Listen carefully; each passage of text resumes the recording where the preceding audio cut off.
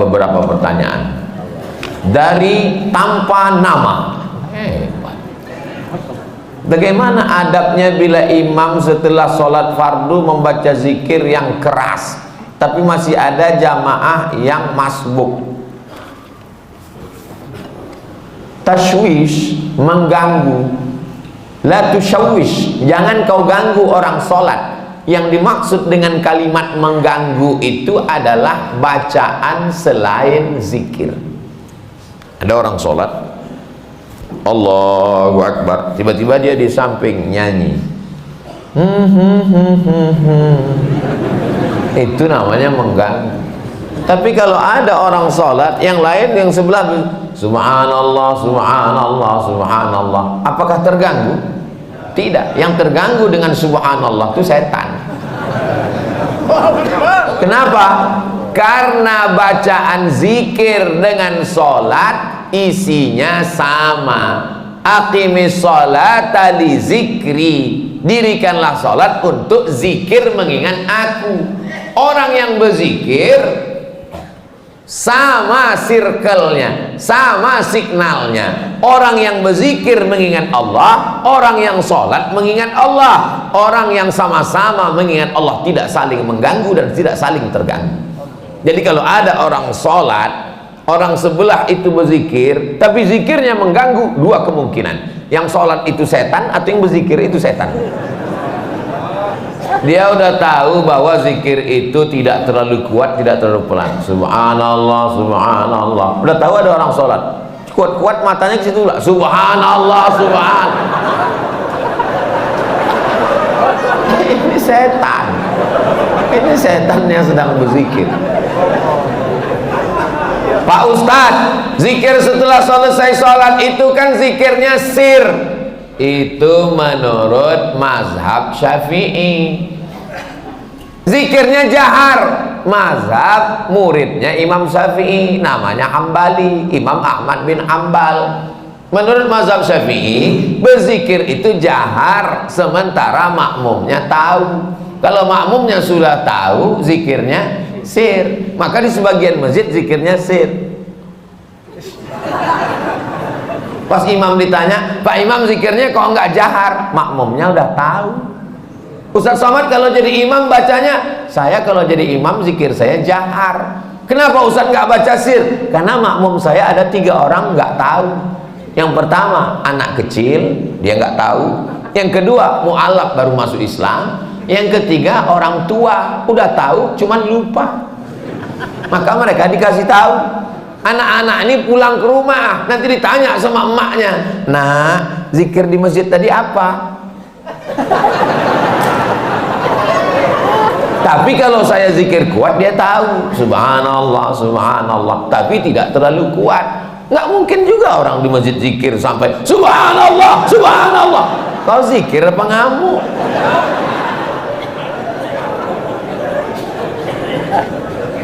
Jadi yang paling bagus adalah khairul umuri awsatuha, sebaik-baik perkara pertengahan. La tajhar bisolatika, jangan suaramu terlalu melambung. Wala tukhafit biha, jangan pula terlalu tersembunyi. Wabtaghi baina dzalika sabila, carilah jalan tengah. Subhanallah, subhanallah, subhanallah. Ustaz Somad ngomong katanya bersuara jangan terlalu melambung tinggi. Ustaz sendiri kalau ngomong tinggi, saya biasa aja, sound systemnya bagus. Ini masjid bagus. Saya dikasih nasihat sama ketua DNI, Dewan Masjid Indonesia, tolong Ustaz Somad kalau ceramah itu di mana-mana kasih tahu supaya perbaiki sound system, karena 80% fungsi masjid ada sound system. Suara imam dengan sound system, suara khatib dengan sound system, suara ustadz ceramah. Kadang kita mau pengajian suaranya nggak jelas. Ada jenis mikrofon itu ustadz itu suaranya seperti kumur-kumurnya.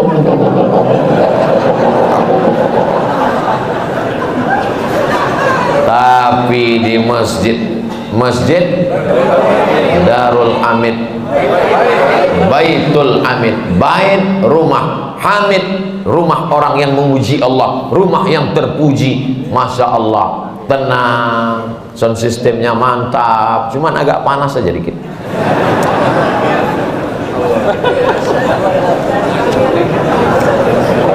Negeri Bima memang luas.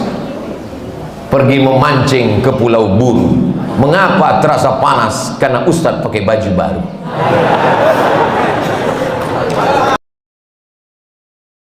Salam kenal Pak Ustadz. Salam kenal juga. Saya dari Saudi arah Bima. Ada orang sholat 60 tahun, tidak ada satupun sholatnya yang diterima, karena mereka tidak meluruskan ruku dan sujud. Ruku dan sujud yang bagaimana yang benar itu Pak Ustadz Somad? Irji ila salatika fa innaka lam tusalli. Ulangi salatmu karena salatmu tidak sah. Sahabat itu pun mengulangi salatnya. Irji ila salatika fa innaka lam tusalli. Ulangi salatmu karena salatmu tidak sah. Sahabat itu pun mengulangi salatnya. Irji ila salatika fa innaka lam tusalli. Ulangi salatmu karena salatmu tidak sah. Dia pun mengulangi salatnya. 3 kali dia ulang. Akhirnya setelah dia ulang 3 kali, gimana yang benar itu ya Rasulullah? Kata Nabi, hatta tatma'inna raki'an. Kalau kau ruku, rukuknya tumakninah. Makna tumakninah 2. Yang pertama, ada tempo tenggat waktunya. Seminim-minimnya ruku, 1 kali tasbih. Subhana rabbiyal azimi wa bihamdih. Walaupun 1, tapi dibaca itu ada tumakninahnya. Subhana rabbiyal azimi wa bihamdih. Kenapa orang sholat nggak ada tumakninahnya? Seperti pohon bambu di tepi sungai ditiup angin, karena nggak dibaca di mulut. Allahu Akbar, Allahu Akbar, Allahu Akbar, Allahu Akbar, Allahu Akbar. Pas ditanya, kenapa kau sholat cepat? Betul, maaf, nama saya Valentino Rossi, pembalap, pemuda berbadan gelap. Yang kedua, kenapa tidak ada tumakninah? Tidak benar rukuknya. Kalau diletakkan bejana di atas, tidak tumpah airnya, diagak-agak demikian. Jangan terlalu tunduk ke bawah seperti kambing lapar dapat rumput. Jangan mendongak ke atas seperti kuda jantan melihat kuda betina, apalagi kuda liar. Maka dia harus diagak-agak, dikira-kira. Jadi makna tumakninah 2, gerakannya dan waktunya. Allahu Akbar. Subhana rabbiyal azimi wa bihamdi. Subhana rabbiyal azim. Tidak terlalu menunduk ke bawah, tidak terlalu mendongak. Jangan rukuknya mendongak. Lalu kemudian sujud, hatta tatma'inna sajidan. Kalau engkau sujud, sujudnya juga tumaknina. Ujung kaki 2, ujung lutut 2, tapak tangan 2, kening 1. Nggak ada orang keningnya 2, menempel ke bawah. Ini kening. Apakah hidung juga wajib disentuhkan?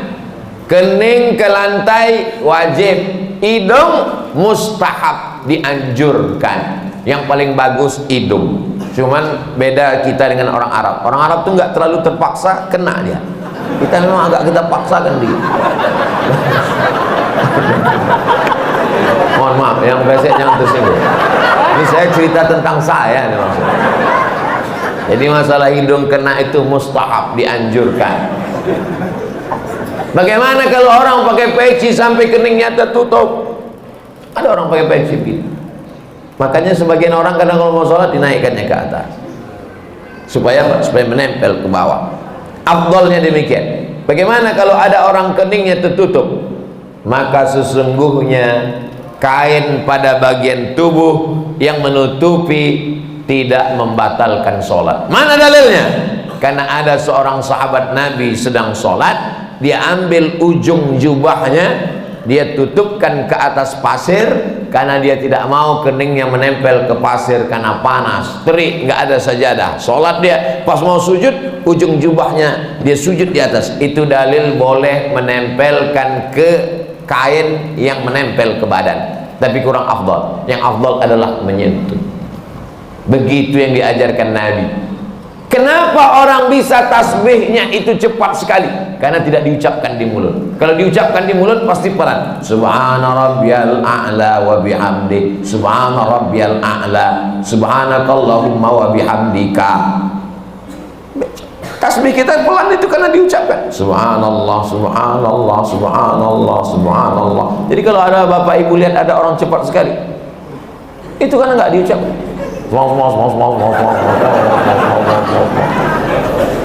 Nggak diucapkan. Bahkan kata Syekh Ali Jum'ah, itu pakai nafas membantu lebih khusyuk, diucapkan walaupun sholat zuhur dan asar.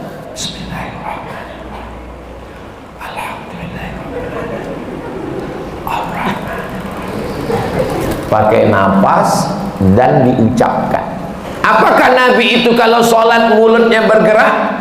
Ditanya kepada sahabat Nabi namanya Khabbab ibnul Arad. Ya Khabbab, ya. Nabi itu kalau sholat mulutnya bergerak. Ya.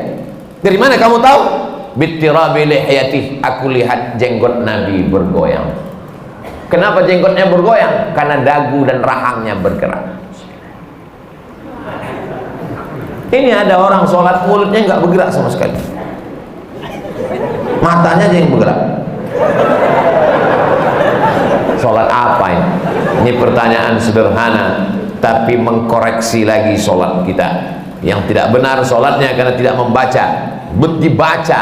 Dibaca, qiraah itu artinya membaca. Sedangkan orang yang baca mulutnya nggak bergerak itu namanya mutalaah. Itu beda dalam bahasa Arab. Kalau bergerak membaca, makanya qiraatul Fatihah membaca. Bismillahirrahmanirrahim. At-tahiyatul mubarakatus shalawatut thayyibat. Assalamu alayka ayyuhan nabi wa rahmatullahi wa barakatuh. Wassalamu alayna wa ala ibadillahi sholihin. Asyhadu an la ilaha illallah wa asyhadu anna Muhammadan Rasulullah. Allahumma salli ala sayyidina Muhammad wa ala ali sayyidina Muhammad sampai fil alamin innaka Hamidum Majid. Allahumma ighfir li ma qaddamtu wa ma akhartu wa ma asrartu wa ma a'lantu wa ma asraftu wa ma anta a'lamu bihi minni anta al-muqaddim wa anta al-mu'akhir. La ilaha illa anta subhanaka inni kuntu minadh dhalimin. Allahumma inni a'udzubika min 'adzabi jahannam wa min 'adzabil qabri wa min fitnatil mahya wal mamat wa min syarri fitnatil masiihid dajjal. Allahumma a'inni 'ala dzikrika wa syukrika wa husni ibadatik. Assalamualaikum warahmatullahi. Assalamualaikum warahmatullahi. Tumanina. Kalau tidak ada tumanina, kata Nabi, ulangi sholatmu karena sholatmu tidak sah. Mari kita jaga sholat kita lagi insyaallah. Jangan menjadi pencuri sholat. Bagaimana pencuri sholat? Karena tidak lengkap rukunnya, syarat-syaratnya menurut pandangan ulama fikih. Ada orang sekarang ketika ditanya, kamu sholatnya kok cepat sekali, nggak lengkap. Yang penting hati kita. Ini orang tidak belajar fikih, nggak ngaji. Dan orang seperti ini tidak ada di Bima. Dulu pernah ada tapi udah meninggal. Assalamualaikum Ustaz. Waalaikumsalam. Berkaitan dengan kirim Al-Fatihah, apakah Nabi ngirim Al-Fatihah untuk istrinya Siti Khadijah? Apakah Nabi ngirim Al-Fatihah untuk Ja'far saudara kembarnya? Apakah Nabi para sahabat kirim Al-Fatihah? Supaya kami paham Pak Ustadz. Jadi ini yang nanya ini, dia mau beramal kalau dilakukan Nabi. Kalau nggak dilakukan Nabi, nggak mau. Nggak apa-apa, bagus. Ada seorang sahabat Nabi, bukan sahabat Abdul Somad. Dia sebelum tidur malam bertasbih alfa uqdah 2000 simpul. Diambilnya simpul tali 2000. Simpul tali 2000. Habis itu zikir subhanallah subhanallah subhanallah 2000 simpul. Sekarang saya tanya, bolehkah bertasbih 2000 kali sebelum tidur malam? Boleh apa enggak boleh? Sekarang balik pertanyaan ini. Pernahkah Nabi melakukannya? Enggak pernah. Kalau enggak pernah dilakukan Nabi, apakah boleh dilakukan? Tadi katanya yang boleh, sekarang enggak boleh. Ternyata kalau Ngomong sama orang belum sarapan susah ya.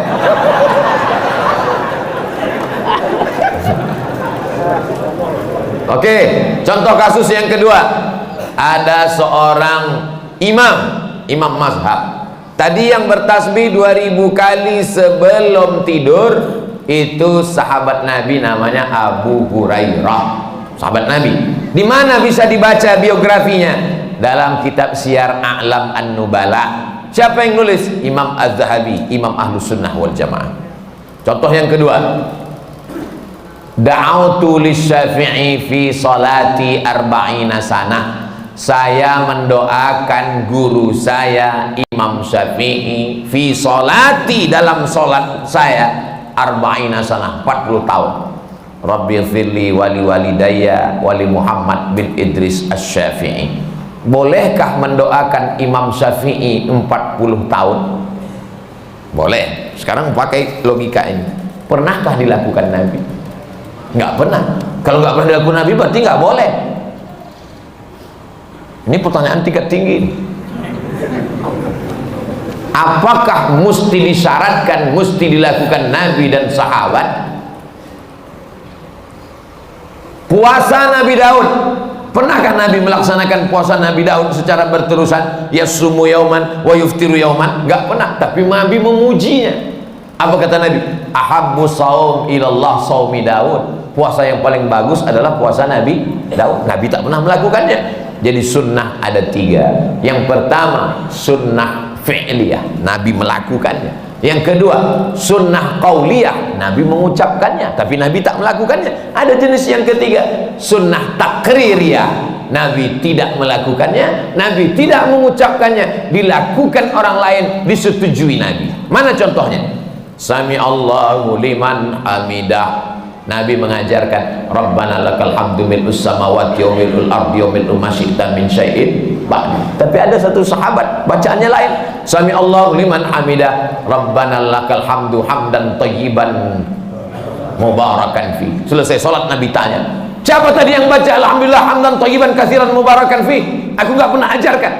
Aku ya Rasulullah. Apakah Nabi marah? Aku nggak pernah melakukannya. Kenapa kamu pandai-pandai buat doa itu? Kau masuk neraka jahanam. Apa kata Nabi? Apa kata Nabi? Ra'aitu bid'an wa thalathuna malakan yabtadirun. Aku lihat 39 malaikat turun dari pintu langit ingin mencatat doa yang kau baca. Nggak pernah dibaca Nabi. Begitu juga dengan Allahu Akbar kabira. Diriwayatkan oleh Abdullah bin Umar bin Khattab. Nabi mengajarkan Allahumma ba'id baini wa baina khatayaya kama ba'adta bainal masyriqi wal maghrib. Sahih Bukhari. Allahu Akbar kabira ada juga dalam Sahih Bukhari. Nabi tidak pernah mengucapkannya. Siapa yang membaca itu? Sahabat. Allahu Akbar. Tiba-tiba ada sahabat di belakang. Allahu Akbar kabira walhamdulillahi katsira wa subhanallahi bukratan wa asila. Titik. Wajhatu wajhiya itu iftitah lain. Selesai sholat Nabi tanya, siapa tadi yang baca Allahu Akbar kabira? Ana ya Rasulullah. Apa kata Nabi? Futihat abwabus sama, terbuka pintu-pintu langit, malaikat turun mencatat doa yang kau baca. Ini jenis takriri.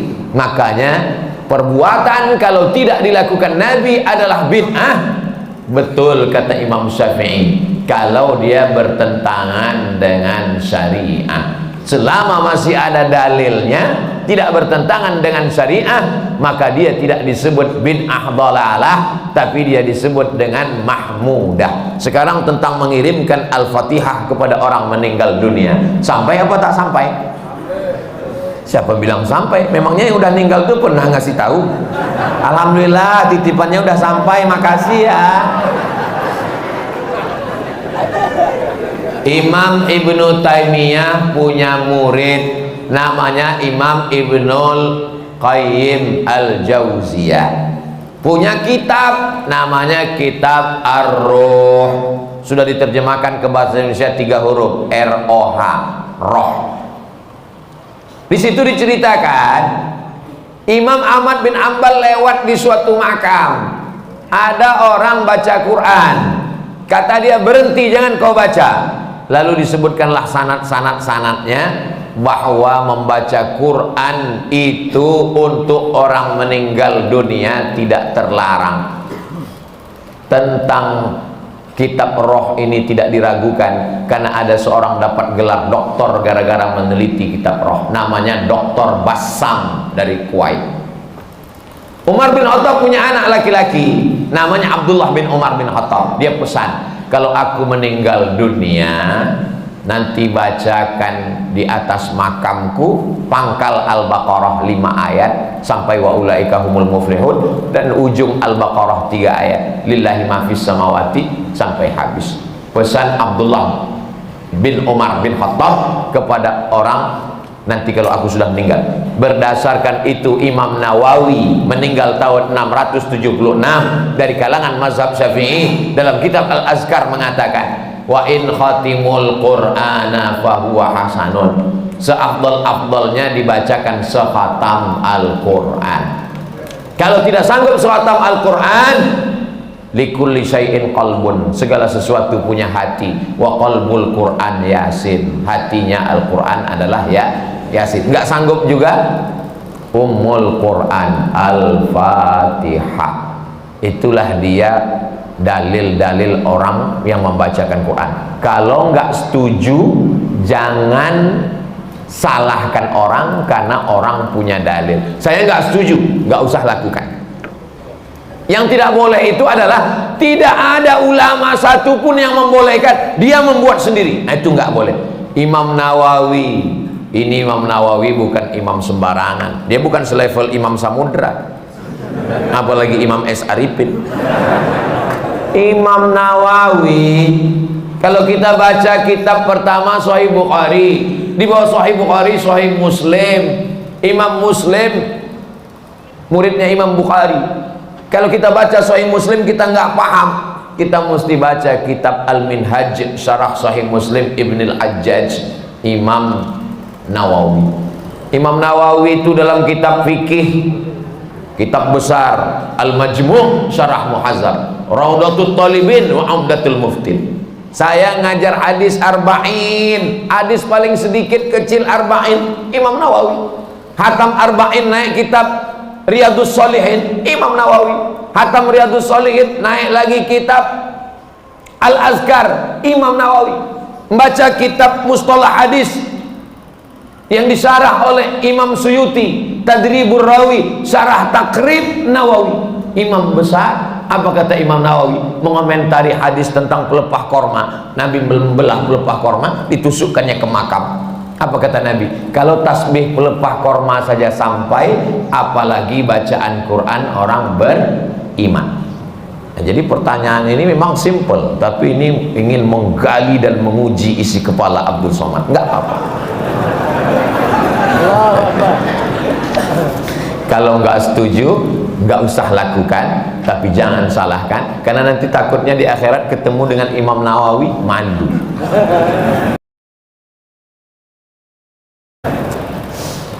Banyak yang meremehkan merapatkan shop. Mohon pencerahannya Pak Ustadz. Man qata'a shaffan qata'ahullah. Siapa yang memutuskan shop, maka Allah memutuskan hubungan dengan dia. 2. Sawwus sufuf, luruskan shaf, fa inna taswiyatas sufuf min tamamis shalah, sempurnanya salat karena sempurnanya shaf. 3. Fa inna taswiyatas sufuf min iqamatis shalah, sempurnanya shaf, tegaknya salat. Berarti kalau shaf tidak lurus, tidak tegak salat. Yang keempat, la takhtalifu fakhtalafat qulubukum, jangan sampai shaf kamu bengkok karena hati kamu menjadi bengkok. Yang kelima, kalau ada celah, saddul furaj, tutup celah. Saddul halal, tutup celah. Celah kaki, tutup. Kaki rapat dengan kaki, bahu rapat dengan bahu. Bahu rapat dengan bahu nggak masalah. Bahu saya dengan bahu bapak karena ada lapis, apalagi baju baru ini nggak terlalu terasa. Yang agak masalah dikit kalau kaki rapat dengan kaki, karena nggak semua orang nyaman. Saya kalau ada orang merapatkan kakinya dengan kaki saya nggak apa-apa, karena saya orangnya nggak terlalu sensitif. Tapi ada orang yang kulitnya tipis, dia kalau kakinya kena, dia seperti kena kecoa. Jadi kalau teman di sebelah kita itu kita rapatkan kaki, dia geser, jangan rapatkan lagi, karena kalau kita geser nanti dia geser lagi, dia geser lagi. Imam udah mau walad dolin, kita masih ngurus kaki. Khawatirnya dia baru tobat kemarin. Begitu kita geser 2 kali, dipijaknya langsung. Nah, akhirnya orang kelahi dalam masjid. Jadi pandai-pandai merasakan perasaan orang lain. Nah, ini nampaknya sepele, tapi bisa jadi masalah. Kalau kita sesama orang di masjid kelahi, yang ketawa orang yang nggak sholat. Untung aku nggak sholat. Jadi sop ini. Makanya imam nggak boleh angkat takbiratul ihram sebelum dia katakan sawus sufuf fa inna taswiyatas sufuf min tamamis shalah. Dia tidak hanya sekedar melihat ke depan, tapi dia tengok ke belakang, dia tengok lurus, dia lihat lurus, dia tengok kaki, sandul khalal, tutup celah, baru takbiratul ihram. Tapi nggak perlu juga imam sampai ke belakang meriksa satu-satu. Ada dulu sahabat saya, ketua Majelis Ulama Indonesia, dia sholat. Ketika itu ada mahasiswa Afrika jadi imam di asrama. Mahasiswa Afrika ini orangnya masalah sop ini dia belakang. Ada satu yang nggak sabar, maju dia ke depan. Allahu Akbar. Nah, ini namanya imam kena kudeta nggak berdarah. Apakah makmum itu sudah tahu bacaan tentang luruskan shaf? Tahu?